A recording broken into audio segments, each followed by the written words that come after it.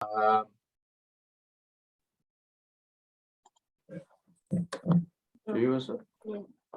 you all see that? Is that all right? Yep. You've all got it. Good. So today, as you know, we go through different types of alarm systems. There are a few different ones on the market out there. And we got collectible. Collectible are more the older type of alarm systems, which there are still a lot out there, and they're quite easy to use actually. And then you've got the addressable systems, which actually address where a detector is in a building. I think you can put around about 250 detectors on one loop on those. We'll just go into emergency warning intercommunication systems. It's important you remember that intercommunication bit, because that normally means a whip phone is attached to that system, as opposed to an emergency warning system, where you've got an emergency warning system with an alert tone and a back tone, but if you notice, there's no I in it. So there's no intercommunication system. And it's normally got a PA system attached to it as well. So who's ever panel can actually communicate with the whole of the building via the PA, but no one in the building can communicate back to them, which creates problems sometimes with evacuation procedures and what have you. Sometimes people go and get handheld radios for that intercommunication part of it, but you've got to be wary, especially consultants going out there. They have people using two-way radios, as I say to them, well, if you've got a whip phone and you've got all your detectors, and they're all maintained at regular intervals throughout the year in accordance with AS 1851, Minister specifications, all the other good bits and pieces everyone gets hold of nowadays. For radios, I recommend that they do a test on them every month and have spare batteries for them, because come the day they want to use them, they'll probably find the batteries are dead or they've corroded on the inside. The other thing I recommend they don't do is get the rechargeable type batteries, because they fail after a while. I tell them if they're going to use that type of thing, that they have radios, they put them in boxes and they have a spare pack of batteries alongside them as well. And they go and test them every month or so and sign that they've tested them. The other thing I recommend with them, radios is not as easy to use as people think. We spent 3 days, and this is after I've been in the Air Force some 20 years or so, 3 days on radio procedures when I was doing the bomb disposal course. Oh, it's Nathan Brown's coming in now.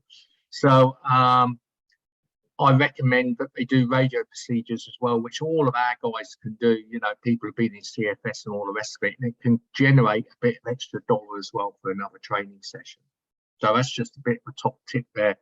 And we're going to go through block plans, which are found at fire indicator panels. So collective systems, very widely used today. You can put a maximum of 40 detectors on one of those systems. So as I say, they're quite old and they're connected into what they call an AZF, an alarm zone facility, okay?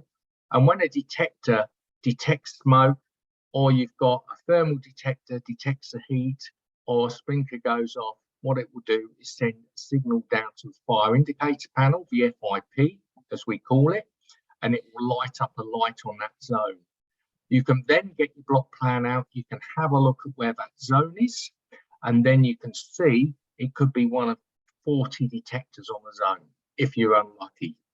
And this is what I mean here. So this is an older type of collective system, and you can see that one there where, hang on, here where the light's gone off, and that's on AZ4, okay? And you get the block plan out, and this is what a block plan basically looks like. And it's wired into thermal detectors and smoke detectors, and it's got manual call points. They are actually icons they actually use, that type of thing for thermal and that type of stuff for smoke detectors. And if you go to AZ4, you can see number 4 just there. And you can see there's 1, 2, 3, 4, 5 detectors connected to that alarm zone. So and this is actually a real plan of an aged care facility I did, which has got this type of detection system in it. So if the alarm goes off, the wardens have got to go and find out which room that detector has gone off in. Now, if you remember, they did have we did have in earlier sessions, I showed you a light which could be put on a ceiling outside a room. Sometimes they have those.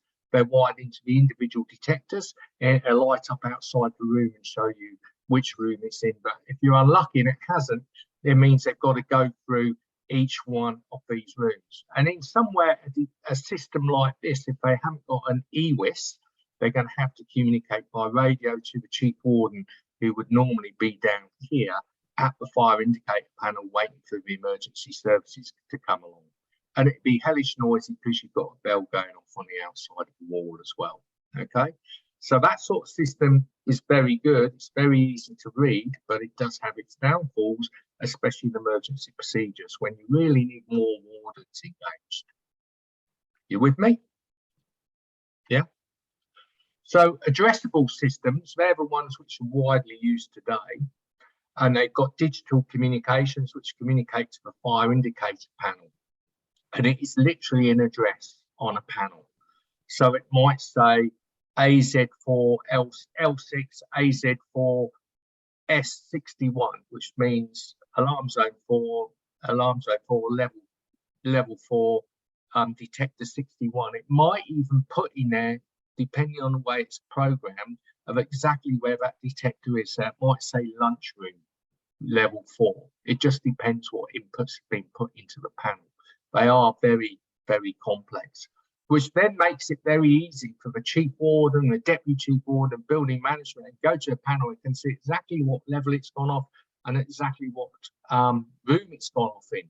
And they can talk to people. These are normally linked into EWIS systems. Sometimes they're not all the time, but most of the time they're linked into EWIS systems, especially in the newer type of buildings we're getting today. So Nick, if that's the case and one fire is going off in one location and firebug moves to another building, does it flash one location followed by the second? Alternatively? How do you mean? So well, if you've got one fire going off in the northwest corner, and the firebug lights another one in the northeast corner, that's two locations. Yep. Flashes one after the other, does it? Yep. It shows it to locations it's gone off in. Thank you. Whereas the other one, if you had a firebug, it would set off that, if it's in that same zone, set it off and it'd still be coming up that zone, you wouldn't know. Cool. Yeah. And Nathan's online, he'd be able to clarify a bit of that later. He's well up on these things. He knows how to program them a lot. So this is an addressable system. Sorry, not a very good picture, but you see AZ12L259, yeah? And that's been acknowledged. And you can see AZ12, yeah? S59 is there. So you know exactly what room that detector's gone off in.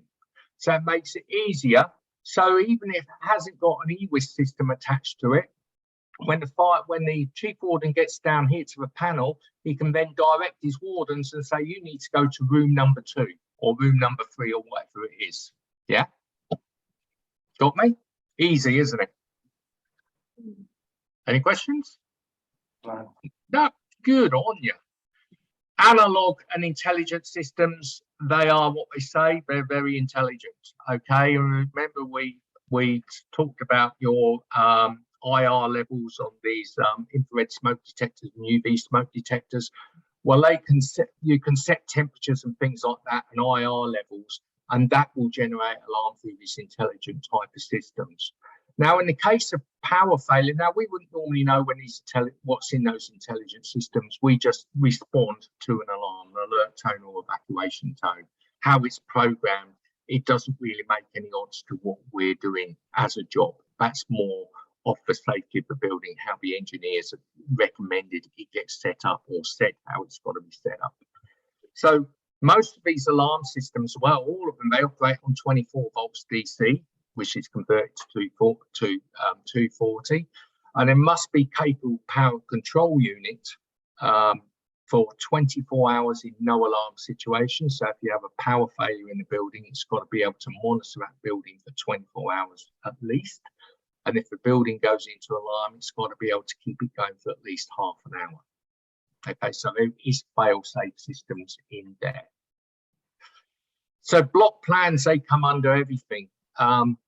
Block plans should be in every fire indicator panel, should be 2 of them. one which the fire service get hold of, and they go to the location, and then the chief will be downstairs with the other FIP, and they'll be talking over the radio, doing all their own bits and pieces, what they need to do. When our chief warden gets down to the panel, he gets block plans out, open it to the page. In a case of an addressable system, it's quite easy. You can go to it, he knows where it is, and he can go to that page and say where it is. In a case of like an analog system, or where it hasn't flashed up the total address there, he'll have to go and look AZ4, blah, goes to page number 5, say, opens to page number 5, finds a detector what's gone off, and he'll have it there, and we tell him to orientate it with the building, because when the fire service come along, you say, there's your block plan, mate. That's where we found the problem is. And they say, thanks very much, mate, and go. Okay, that's really as far as the chief wardens need to go on it. And obviously to direct their wardens to the area in some cases like aged care facilities and what have you. And they all have a legend to say whether there's sprinkler control valves, they've got thermal detectors, smoke detectors, IR, manual call points, end-of-line devices, all that type of thing. They're all in a legend. The bigger the building, gap analysis, do we take note of the block plans? Gap analysis, no, we don't. Because okay. They're nothing to do with us. It's more on your fire maintenance companies. All right. So EWIS and EWS, right? EWIS, Emergency Warning Intercommunication System, and EWIS, Emergency Warning System. They're both very similar, apart from the the one with the EWIS the one with the in has a whip phone like that. You get the same panels with an EWS without the whip phones, but they've got the PA, they've got an alert tone, they've got a back tone, but they've got no communication to the floors. They got communication one way to the floors via the PA, but they've got no communication back unless they use mobile phones or two-way radios, as I say, which then brings in another level of training, believe me. So normally on these systems in a smaller type of building or in a larger type of building, if you say, when the alert tone goes off, I say just use the alert tone as the evacuation tone and just evacuate, because there's you can't communicate with the chief warden, so you don't know where the problem is in the building, so you might as well just all get out and wait for the fire service to turn up and sort it out. So there's one of 3 ways they can be set off. So it can be set off automatically via a detector or a manual call point. Second one is by a manual call point with an occupant breaking the glass or pushing the button. And it can be set off manually by the chief warden as well down at the panel. So all the chief warden has to do is come down, and the key switch there is on automatic all the time. All they do is turn it down to manual, and they can go PA the whole building, they can alert the whole building, or they can evacuate the whole building.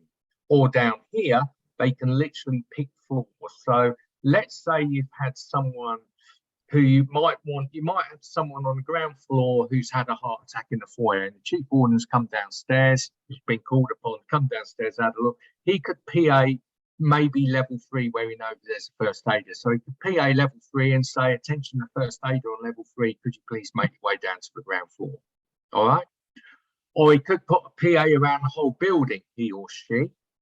Put a PA around the whole building, saying we've got a little bit of a situation on the ground floor. If anyone wants to evacuate, needs to leave the building, could they please leave by the emergency exits? And I'll let you know when the situation is over with. So it's a means of their control for building, right? It's an emergency warning intercommunication system, or an emergency warning system, not just for fires only. It's an emergency warning system. It's not to be used to say level 4, your pizzas have arrived, but you can use it for literally any type of emergency. It's not just for fires, all right? People seem to think it's just for fires, and the reason they think it's because a fire indicator panel, if you have a look here, these are the detectors up here, or a few of the detection systems you got. And if you remember, I just spoke about a light on the outside of the room. That was the sort of one I was talking about. Go outside the room and it would show a light on. But you've got your sprinklers, your smoke detectors, your thermal detectors, manual call points. If one of them is operated by smoke, thermal, or someone pushing a manual call point, the information from that detector system will go straight down to the fire indicator panel. From the fire indicator panel, it goes out and makes a hell of a noise on the outside of the building, right, by a fire bell or one of these strobes and a screeching sound. That is at the nearest door to the fire indicator panel, and that's for the emergency services. So they can see the nearest door of where they can gain access to a fire indicator panel. Because you can imagine somewhere like Sydney, Melbourne, well, all the major cities, the fire service don't normally go into the buildings. So what they're looking for when they come along, especially at night time, red flashing light, and then they would hear the siren and they would find that door, go to it, find the fire indicator panel and find out where the problem is, and then go to the floor and sort it out. From there, for us, okay, in buildings, so that's all automated systems or manual systems there. And also, remember about smoke management systems and pressurization systems and automatic fire doors. All that stuff is digested inside this panel, kicked out, and it starts all those bits and pieces which we've been going on for a few weeks now. So, of course, the compartmentation with the fire doors shutting. It then starts pressurization systems in the stairwells to create that airflow, to keep the smoke out, the emergency exit, and extraction systems, open louvers up. It does all sorts of things, okay? And calls the fire service by an alarm monitoring system, okay? So that's all goes automatically. That goes to the fire service, which lets them here. What it also does is go through to the EWIS, the Emergency Warning Intercommunication System, or the Emergency Warning System. And that will put out, depending on how a building's set up, but normally an alert tone like this. Annoying, isn't it? And that gets the wardens to the whip phones. They pick up the phones and it will light up a light down here and show which phone has been picked up. The chief warden comes to a panel. He or she has read where it is, can see that. So it might be like level 6. Yes, there's a warden there on the phone on level 6 and make contact with them. What's happened? Well, someone's burnt some toast in the kitchen. Right, okay. So in that case, then the chief warden could take the option to actually stop evacuating that floor if he wants. Okay, he or she, I say he, just for argument's sake. So you can turn that key switch to manual, put PA out, saying looks like it's a unwanted alarm at this moment. Wait for the fire service to rock up. If there's a fire there, obviously they're going to start evacuating. All right. If they got any doubt at all, they just need to either leave it, because after a few minutes it will go into evacuation like this. Not working. Oh. It's not working. I can't hear it. Did no one hear it? Hang on. Hang on. Hang on. Where am I? Right. I've got it here. Sorry, guys. So you can see that now? Yes. Right, so did you hear the alert tone? No?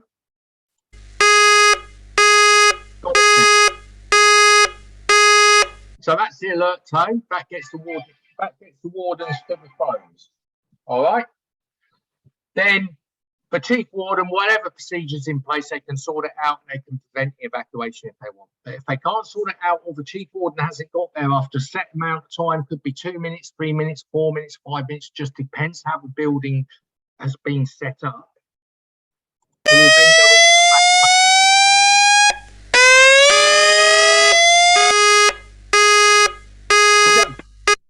if you hear about evacuation tone, you need to evacuate the building, obviously. And we say forget about the whip phones, just get everyone out and report down to the fire indicator panel on the ground floor.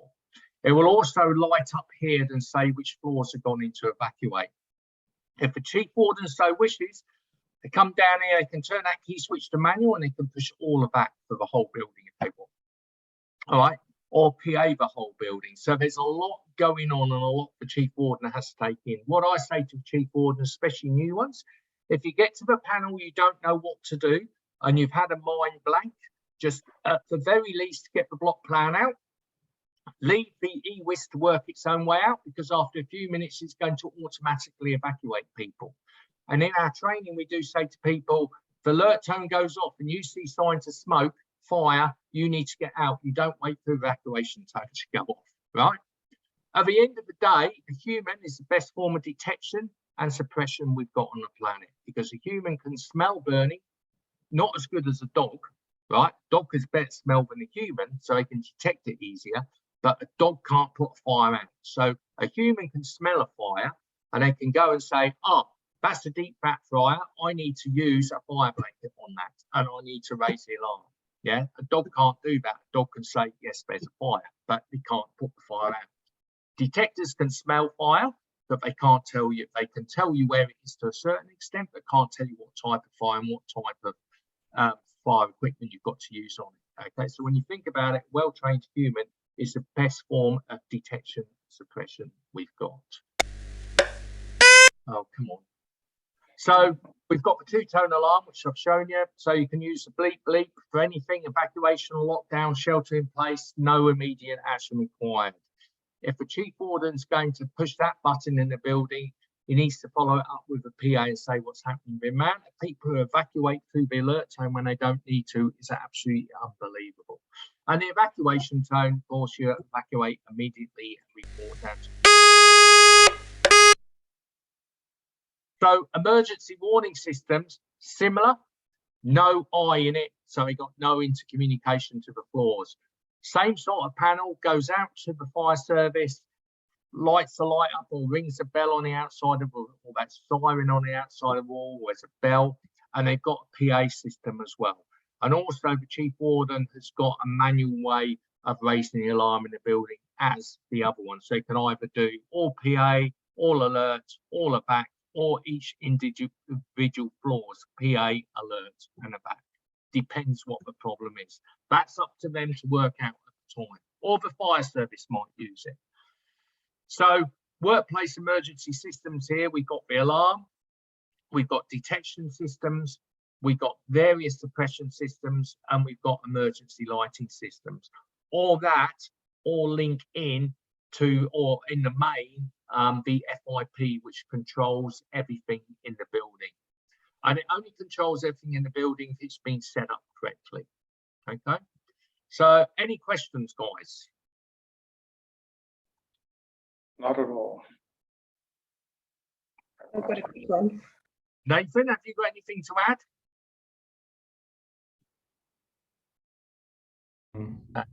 Not really. I mean, your question on multiple alarms is that, yeah, the fire panel takes multiple alarms, but the first alarm is the one that sets the evacuation strategy for the building. So if it's a multi-story, whatever the first alarm is, it will set that floor into alert and they're on. So if you had a firebug and he actually lit different floors, then that could be quite, I mean, obviously that's quite a serious issue, and there's no allowance in the standards or the codes to deal with that situation. It's all automatic, and in that sort of situation you need to really would have to take manual control. So as a fire warden, you should be, you know, if you're in the fire control room, you should be looking at multiple alarm if there's any extra activity on the panel, and you know, maybe advising the fire brigade when they're coming or whatever else. So that is an issue. That fire brigade's only called on one alarm as well, so they don't know how many alarms have gone off in the building. They just know that there's a fire alarm. Often they don't even know what sort of alarm it is. It could be a fire sprinkler alarm, or it could be a detection alarm. So that's all I wanted to add on that. And then you talked about block plans, Nick. Yep. The block plans vary from state to state. Yep. So unfortunately, South Australia, I think, has the best block plan presentation, and that they actually identify, if it's an addressable system, every single device, whether it is on a plan for the building. When you go to states like Northern Territory, even New South Wales, it's not uncommon just to see a block plan which is put next to the panel on the wall, and it's just coloured in zones. They may be addressable devices, but there may be 100 addressable devices in a zone, and it's just all coloured in. That's not that great, because obviously as a warden you have to inspect every single device in that zone to understand where it is, although it could be some description on the fire panel. So that actually complies, believe it or not. It's just having that single block plan next to the building, or plans of a floor with the colour, the shading of the zones. So you've probably seen that a fair bit, Nick. Yeah, I forgot about that, guys. There are different ones in WA there on the wall on metal plates, and they're just indicated by zones. Yeah. Anyway, that's probably it, unless you want me to answer any other questions. No, that's it. Fine, thanks for that, Nathan. Unless anyone's got any questions for Nathan, he's a whiz on these things. I've got hopefully an easy one. Is a manual call point, when that's activated, does that go straight into evac, or does that go to alert and then evac? Depends how it's set up. Okay, well, there's different colour manual call points, and I think actually Nick might have done a presentation on call points earlier in his series of presentations. And if you have a white call point, white call points activate the EWIS system only, so they will go into, I think it goes into alert first, doesn't it, Nick, on a call point? I think so, yeah. If for that floor, and then it would time out into evacuation and cascade as per the setup of the EWIS system. If you're a manual call point, which is a red manual call point, then the red manual call points have to be connected to the fire panel, and the fire panel instantly goes into alarm, and then that alarm activates the evacuation of the building. The problem with the red call points is that we have to sort of set the evacuation system from the alarm input, and wherever that's been on, so it's been activated on level 5 and it was a red call point, well, we'd assume that the issues on level 5 and the evacuation would start from level 5. But the problem with that is if you might have seen the incident on level 6 or level 5, and then you might have walked down to level 1 and then thought, I'll hit the call point. And of course, that's then not actually going to automatically set all the evacuation to the right floor and so on. So it's different with smoke, all the smoke control because we have stairwell pressurization systems and sandwich smoke control systems.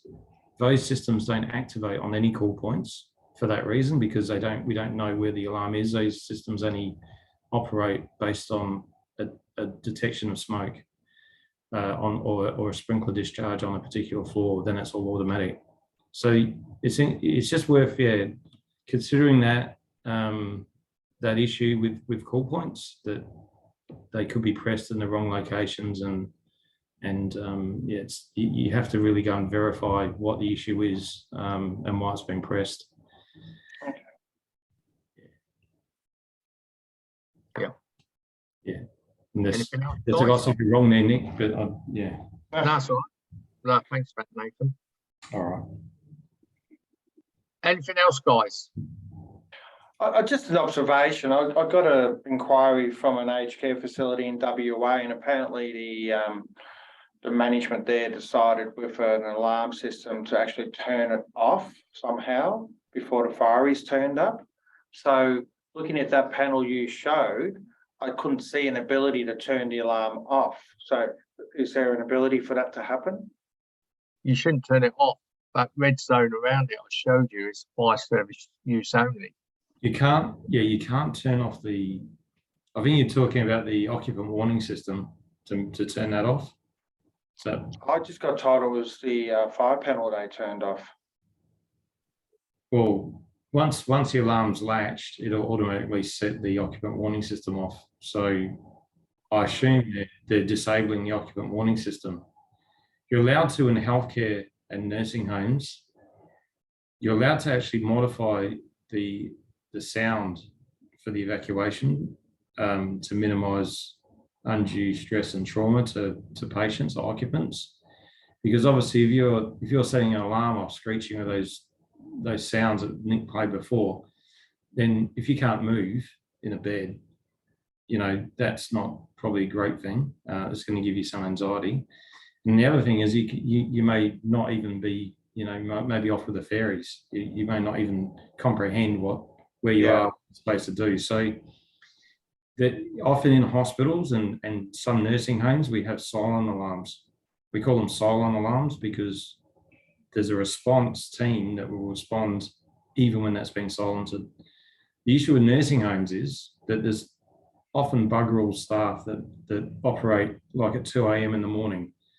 That's a very dangerous strategy that they're employing there, unless they actually have the manpower to investigate and start, you know, moving occupants out of the affected compartment before the fire brigade get there. If their strategy is to wait for the fire brigade to get there, then they'll all end up in court and probably some will go to jail.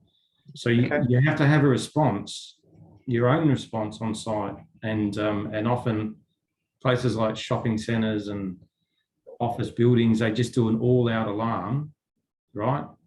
Because then it takes all the responsibility from any on-site fire response, fire wardens, anything else, because you've just set the alarm off, everyone's got to evacuate. So you've got to understand that if you're going to start messing around with any of these controls, you better have a response plan and it better be well documented, and you better have done a lot of training like with you guys, because if you don't and something does go wrong, you're going to be all the way to the CEO of that nursing home or whatever. They'll all go to jail, and that's happened. Okay, thank you. Yeah. Okay, thanks for that, Nate. Anything else, guys? Nothing? Good. Something easier next week. Hydrants, hose reels, fire extinguishers. There you go. Exciting, Nick. That's good. Can't wait. You what, Nathan? Sounds exciting. Can't wait. It is exciting. The following week, I'm going to go on to subsystems and do that bit which we did for the book with a wedge door. Yeah, good. Yeah. So I'm going to just slowly ease into that. So it'd be good if you could be around for that, actually, Nathan, on that side of things. Yep. If I can, I'm always happy to be online for these, Nick. I know you are. Sometimes I'm actually in Darwin at the moment, but yeah. Yeah. It's at a moment to log into it. All right. Okay, guys. Thanks so much for that, and I'll see you next week. All right. See ya. Cheers. Thanks, Nick. Cheers. Thanks, guys.